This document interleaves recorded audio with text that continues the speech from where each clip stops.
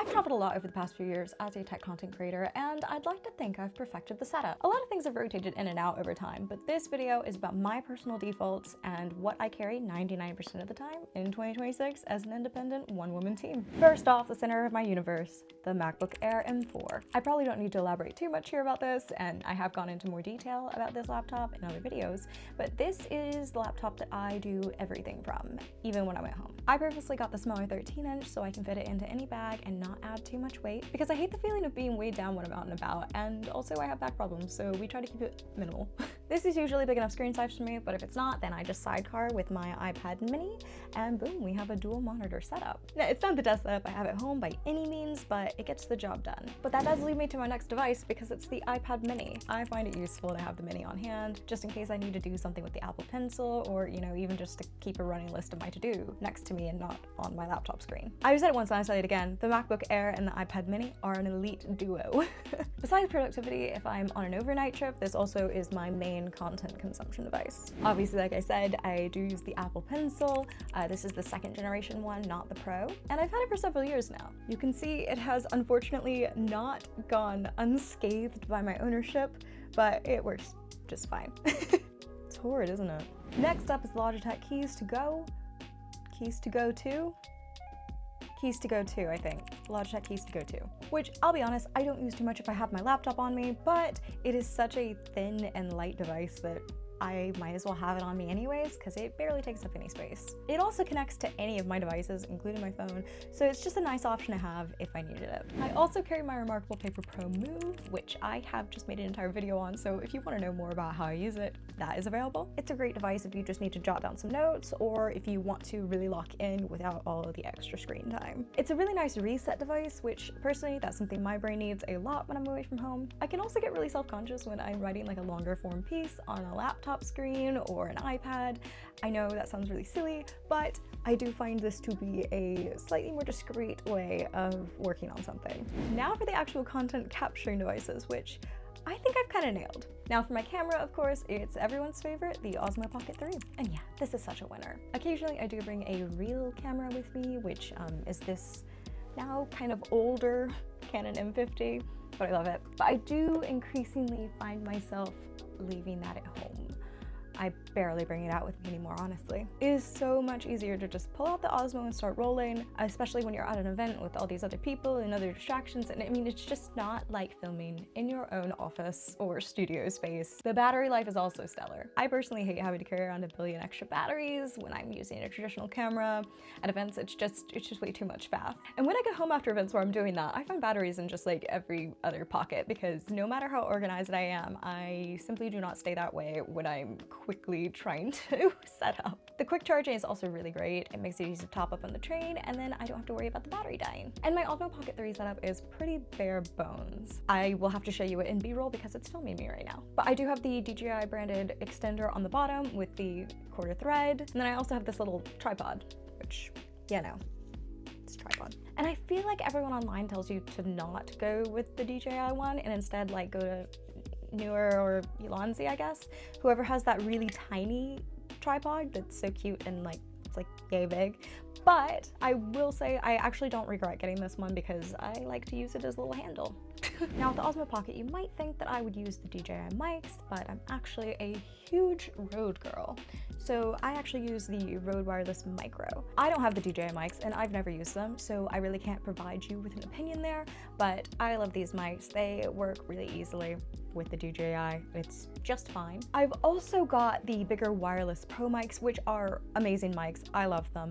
But I do think these are a little bit easier to travel with. They're just super easy to set up and very versatile. You can use them with all of my devices. You have like a traditional hot shoe mount for your camera, and then I also use, well, it's plugged into my DJI mic, but I use a little USB-C dongle that can also plug into your phone or, any device that you have that has a USB-C input, and they just connect like that and they start working immediately. It's great. I'm actually missing one right now. It's in a pocket somewhere and I don't remember where I left it. This is also a slightly controversial one, but I do tend to bring my Meta Ray-Bans with me. This is the first gen, and if you look at them, you'll see they have been through quite a bit. This lens pops out a lot. Now, I have my fair share of complaints about Meta as a company. I do not like them, but these are still the best smart glasses I think I've seen in practice. I do have my complaints, but you know what? I need a pair of sunglasses, and if I am somewhere where I am doing something that requires me to be hand-free, I can still get some pretty interesting perspectives using them. I will also say there is an underrated safety feature to these in that you can listen to music through them and it sounds great, but no one knows you're listening to music, so you don't look like the typical unaware tourist with their AirPods in. Just a bonus. On the other hand though, you do look crazy if you're answering calls with these and people are not used to smart glasses. You win some, you lose some. Anyways, those have always served me well as just an extra bit of kit. Now, I do not capture content a lot using my phone, but I do pop one of these into my bag to use in a pinch if I need to. These are the MOFT trifold wallet, trifold case, it's a MagSafe tripod that just fits on the back of your iPhone. I honestly used to have one of these on my phone at all times, and sometimes when I go without a case, I do still use this a lot, but this particular case does not really work with it. The dimensions are slightly off, so it's not sitting fully flush against the phone, and anyways, I just don't want to lose my tripod, so I usually just pop it in my bag.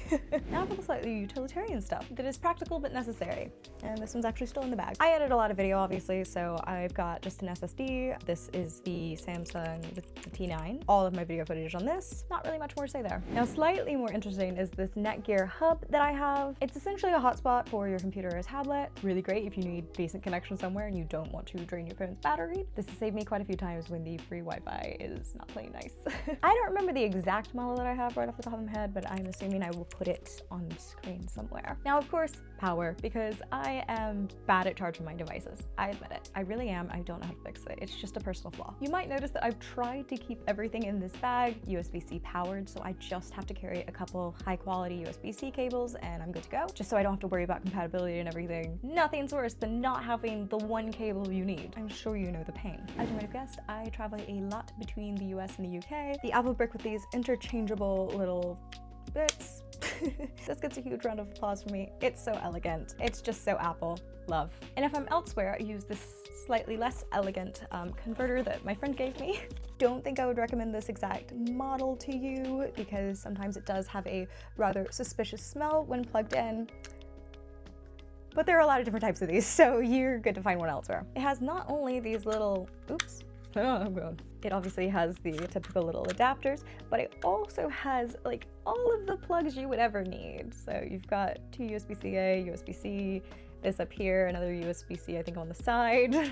Basically, when I'm on a longer trip and I need to charge a bunch of devices overnight at once, this becomes an absolute cable monster. Boring accessory, but is so vital and has come in clutch a lot. Now, another charging accessory that completes the setup is my 12 South Butterfly. In keeping with the spirit of everything being compatible, this is the device that I use to charge my only two devices that do not use USB-C, which is my Apple Watch and my AirPods, which are still sadly on Lightning. One day I'll fix that. But coincidentally, those are the two devices that I like to keep charged up most when I'm traveling. This is pretty nice. It does have some scratches around the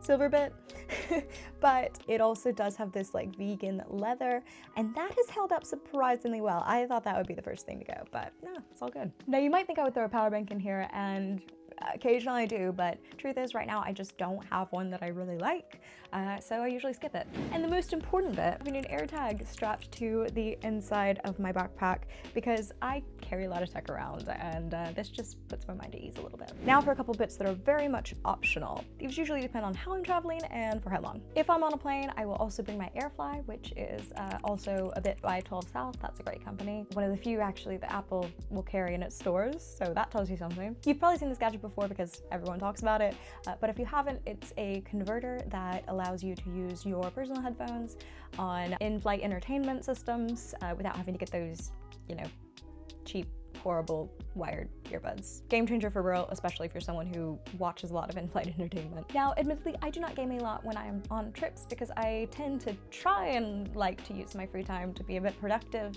since usually technically work. However, I do live in fear of the times that I want to game and can't, so I do occasionally throw in my Nintendo Switch Lite. Now, I am usually a Steam Deck girl. I am not a big Nintendo player, but I do have the usual suspects loaded onto this, Minecraft and Animal Crossing type things, just easy games that I can easily pick up if I get the itch. And this being the Nintendo Switch Lite, which I think a lot of people slept on, honestly. This is pretty much the smallest modern day console that you can travel with, so it doesn't take up much space. That is pretty much everything I consider a must for my tech bag. That felt long.